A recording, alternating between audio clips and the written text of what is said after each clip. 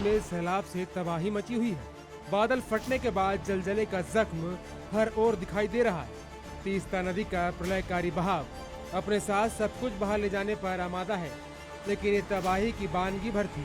आने वाले कुछ घंटों में फिर से वही सैलाब का सितम दिख सकता है। हम ये क्यों कह रहे हैं बताएंगे, लेकिन सिक्किम की मौजूदा स्थिति क्या है ये जान लीजिए। सिक्किम में सेना के 22 जवान अभी भी लापता हैं, जबकि एक जवान का रेस्क्यू किया जा चुका है। Flash floods in the Lonak Lake in the northern Sikkim area. The Teesta River got flooded, and the Lachen Valley especially got affected. It's got some army establishment there. Also, the release of water from the Chungthan Dam, which led to sudden increase in the water flow. It added to the problem. And there are about 23 army personnel who are missing, and 41 vehicles who are stuck in the slush as of now. All the relief and rescue efforts are on. See, as more information keeps coming, we will let you know. As of now, rescue efforts are going on. रात के अंधेरे में बादल फटे और सुबह जब उजाला हुआ, चारों तरफ तबाही के निशान बिखरे पड़े थे। सैलाब के आगे जो आया वो बहने लगा। जहां तक नजरें जा रही हैं, सिर्फ पानी ही पानी नजर आ रहा है। जानकारी के मुताबिक लोनक झील के ऊपर देर रात करीब 1:30 बजे के आसपास बादल फटा। इसके बाद लोचन घाटी में तीस्ता नदी में अचानक बाढ़ आ गई। नदी का जलस्तर अचानक 15 से 20 फीट तक बढ़ गया। इसके बाद नदी से लगे आसपास के इलाकों में पानी भर गया। कई घरों में भी नदी का पानी घुस आया। तीस्ता नदी का पानी सेना के जवानों के लिए काल बनकर आया। नदी से लगे इलाके में ही आर्मी कैंप था, जो बाढ़ की चपेट में आने के बाद बह गया और यहाँ खड़ी कई गाड़ियाँ डूब गई।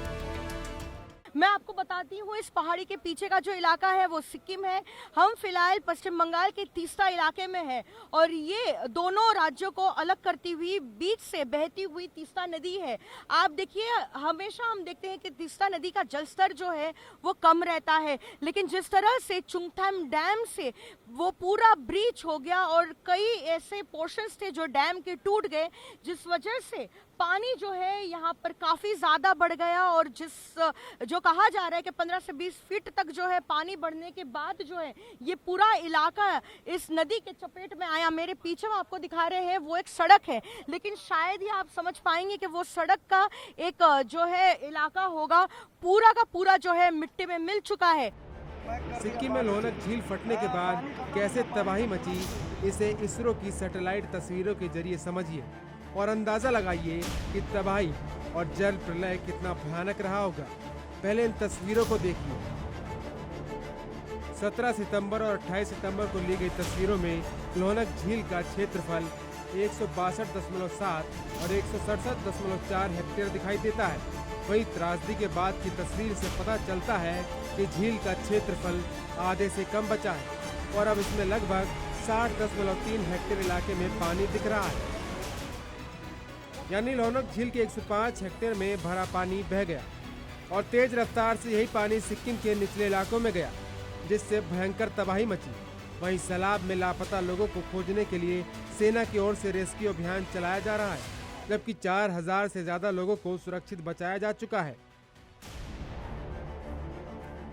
तीस्ता नदी के जलस्तर बढ़ने से कलिम्पोंग, दार्जिलिंग, अलीपुरद्वार और जलपाईगुड़ी सबसे ज्यादा प्रभावित हुए हैं। सिक्किम और देश के बाकी हिस्सों के बीच मुख्य संपर्क राष्ट्रीय राजमार्ग 10 भी कई जगहों पर बह गया। सिक्किम से सिलीगुड़ी जाने वाला मेन लाइफलाइन जातीय सड़क 10 पूरे बंद है। उद्धार कार्य चल रही है और सिक्किम और बंगाल प्रशासन इसको लेके तीस्ता का जो रिवर में जो लोग बैठे थे उन लोग को वहां से रिकवर कर लिया और जितना घर वगैरह सिक्किम और तीस्ता का साइड में सिक्किम और तीस्ता का जो रिवर है उनमें से जितना घर बड़ी है वो सब पूरी खराब हो चुकी है। फिलहाल सिक्किम का जो लाइफलाइन है आप देख रहे हैं, उसका वर्तमान सिचुएशन अभी तक बंद है। प्रशासन इसके ऊपर काम कर रही है। भारी बारिश की वजह से रेस्क्यू ऑपरेशन में दिक्कत आ रही है और आगे भी बहुत ज्यादा भारी बारिश होने की आशंका है। सिचुएशन तो अभी आप लोग ने देख ही लिए होंगे, बहुत नाजुक है। तो कई जगह में घर चला गया, किसी का कुछ चला गया, तो तो पूरा डैमेज हुआ है, पूरा हाईवे भी डैमेज है, हाईवे पूरा बंद है। तो हम लोग कर रहे हैं, अभी हम लोग का टीम पूरा लगा हुआ है ये सबको हेल्प करने के लिए। अभी यहाँ पे रिहेबिलिटेशन करके आए हम लोग रैंक में। एनडीआरएफ का तो है नीचे में कालजोड़ा में, अभी सुबह हम लोग कालजोड़ा भी गया था, तो एनडीआरएफ का टीम भी वहाँ पे लगा हुआ है रेस्क्यू के लिए। तो इधर तो हम ही लोग कर रहे हैं अभी। सिक्किम में बिगड़े हालात के बीच सीएम प्रेम सिंह तमांग भी बाढ़ प्रभावित इलाकों में राहत बचाव कार्य का जायजा लेने पहुंचे। मुख्यमंत्री ने रेस्क्यू ऑपरेशन को तेज करने के निर्देश दिए हैं। प्रधानमंत्री नरेंद्र मोदी ने भी मुख्यमंत्री प्रेम सिंह तमांग से बात की, उन्हें मदद का भरोसा दिया। वहीं शिक्षा विभाग की ओर से मंगन, गंगटोक, पाकयोंग और नामची जिलों में स्थित सभी स्कूल 8 अक्टूबर तक बंद कर दिए गए हैं। सिक्किम में भयंकर बाढ़ की वजह से कई पुल ध्वस्त हो गए हैं। जहाँ कल तक सड़कें थी वो आज नदी बन गई हैं और बादल फटने से आई तबाही ने सिक्किम के लोगों को कभी न भूलने वाला दर्द दे दिया है। ब्यूरो रिपोर्ट, जी मीडिया।